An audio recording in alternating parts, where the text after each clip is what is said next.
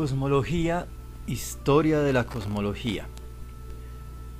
En el encuentro anterior, en la tercera parte, habíamos hecho una rápida historia de la cosmología solo con el propósito de dar un contexto general en sus relaciones un poco entre pensamiento mítico, pensamiento religioso, pensamiento filosófico, pensamiento teológico y pensamiento científico. Hoy en este video únicamente voy a presentar los tres pasos siguientes en esta historia de la cosmología. El primer paso es una lectura, investigaciones del siglo XX sobre la cosmología en las culturas antiguas.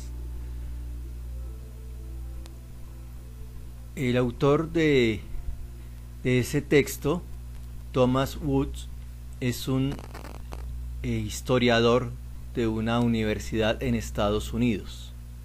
Recuerden ustedes que la historia se hace consultando los documentos y en general un documento en historia es cualquier artefacto humano. Entonces por eso también en la arqueología encontrar ciertos elementos hace parte de historia. Este autor está recogiendo investigaciones que se iniciaron hace un siglo de historiadores modernos, siglo XX, y presenta los resultados que a lo largo de este siglo se han ido obteniendo con estas nuevas investigaciones.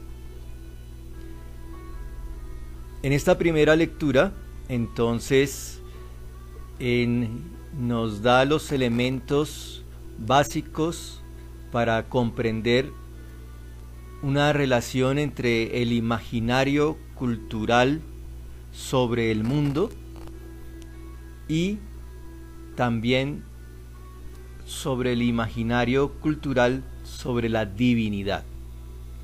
Si lo trajéramos a nuestros términos filosóficos, sería una relación entre la cosmología, visión del mundo, y la teodicea o justificación racional de su divinidad. También podríamos verlo como una relación entre cosmología y mito. Aquí, en este documento, no se trata de una relación de filosofía con estos otros elementos, sino una relación de ciencia y religión. Ciencia y religión. Entonces, por un lado tenemos que abrirnos a las distintas concepciones de religión y por otro lado tenemos que abrirnos también a que la misma ciencia tiene procesos históricos, que no es la ciencia afirmaba ciertas cosas en determinada época y luego por el mismo método científico pues ha tenido que pasar la página, hacer correcciones a lo que se ha dicho. Entonces aquí se remonta a las antiguas culturas hasta llegar a las culturas que son raíz desde el punto de vista del pensamiento lógico de nuestra cultura occidental, Europa, América. Es decir, llega hasta la cultura greco-romana o greco-latina. En el documento yo he puesto unos subtítulos, he resaltado autores y he resaltado algunas ideas para facilitar la lectura y llamando la atención sobre algunas de las ideas que orientan el texto.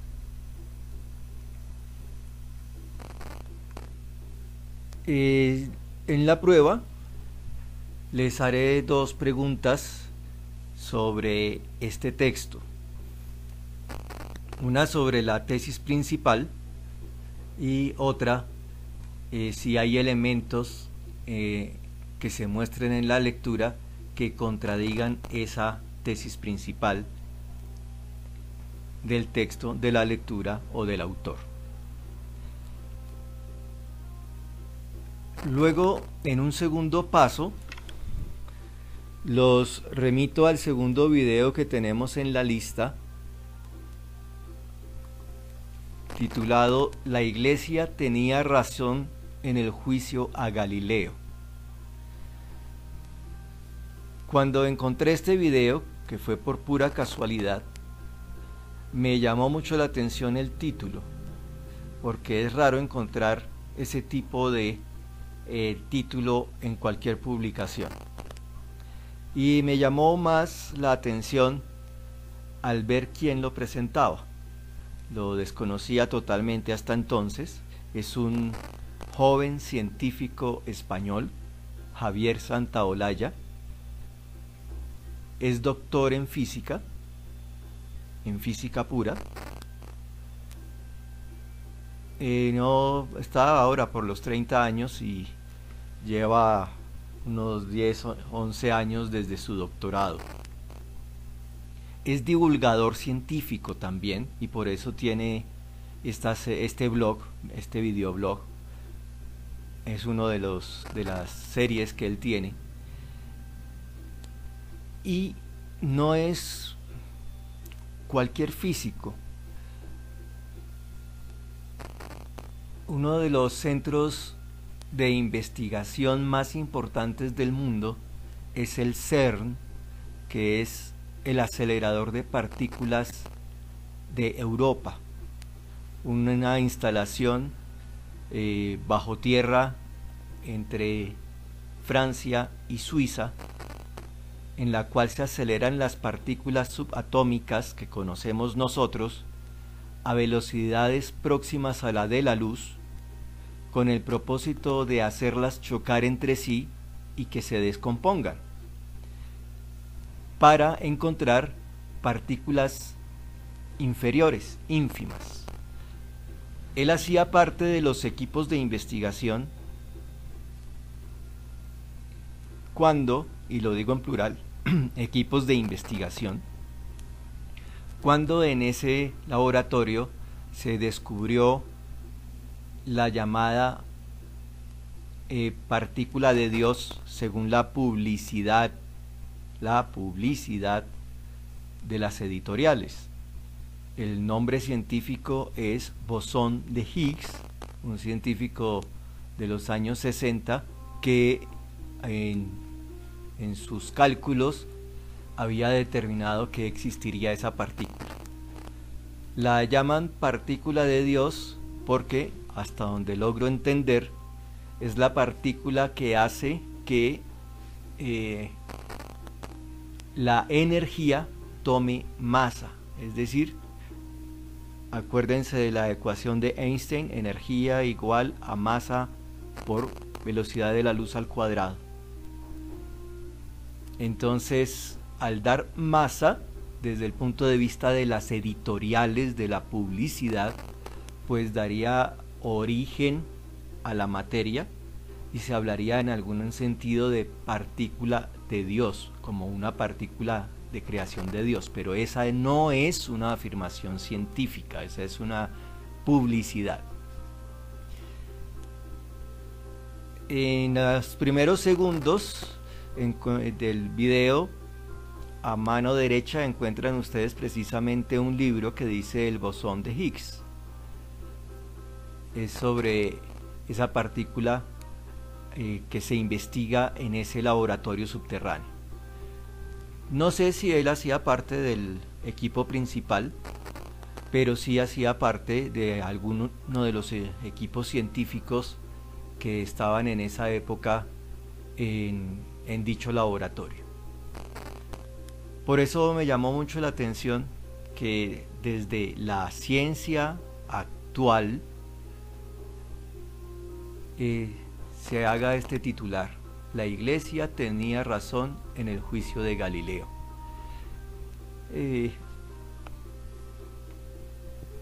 Él habla bastante rápido, entonces les recomiendo en la rueda de configuración poner una velocidad menor a la normal para que lo puedan escuchar un poco más atentamente, aunque a veces sonaría ya un poco lento.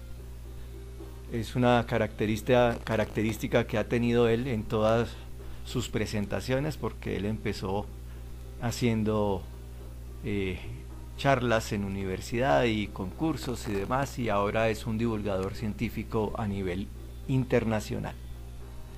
Lo recomiendo mucho. Solo hago una observación a la terminología que él usa respecto de la Iglesia Católica. En un momento dado dice que era dogma de la Iglesia que la Tierra era el centro del universo. Si fuese dogma de la Iglesia todavía se estaría afirmando. No, era una creencia cultural, un imaginario cultural extendido en esa época con base en el pensamiento científico de la época. Precisamente él hace un rápido recorrido desde Aristóteles, Ptolomeo y Copérnico, que ustedes escucharán que lo llama sacerdote, es decir, fe y ciencia en un mismo individuo, porque el interés de estos encuentros de historia, particularmente de cosmología, y nosotros que hablamos de historia del pensamiento e involucramos el pensamiento teológico, es que nos demos cuenta que no son, como se presentan popularmente, incompatibles. Les recomiendo que sigan a este divulgador científico. Luego tenemos un segundo documento. La ciencia moderna se desarrolla en medio de una cultura católica. Aquí el mismo autor del primer artículo nos presenta precisamente el caso de Galileo. Aquí entonces, repito, es la visión de un historiador. En el video teníamos la visión de un científico. Verán algunos elementos muy comunes y algunos que ustedes y en general se desconocen. La conclusión final es bastante sorprendente, porque no es lo habitual que uno encuentra, y es como la misma Iglesia Católica, con su posición ante Galileo, está introduciendo un paso esencial del método científico. Los dejo con esa inquietud desde este momento. Al igual que en la primera lectura, tanto con el video como con esta segunda lectura, haré las mismas preguntas en la prueba. ¿Cuál es la tesis principal que se desarrolla y qué elementos en el mismo texto podrían estar en contra de esa tesis principal? De tal manera que es un trabajo de lectura crítica y un poco de lectura intertextual, en el sentido de que tenemos dos tipos de textos diferentes: un texto de historia y un texto de ciencia, un texto escrito y un texto en video. Entonces el ejercicio desarrollará en nosotros, afinará, porque muchos de ustedes ya tienen ese tipo de pensamiento crítico. Será una experiencia interesante. Hasta el próximo encuentro.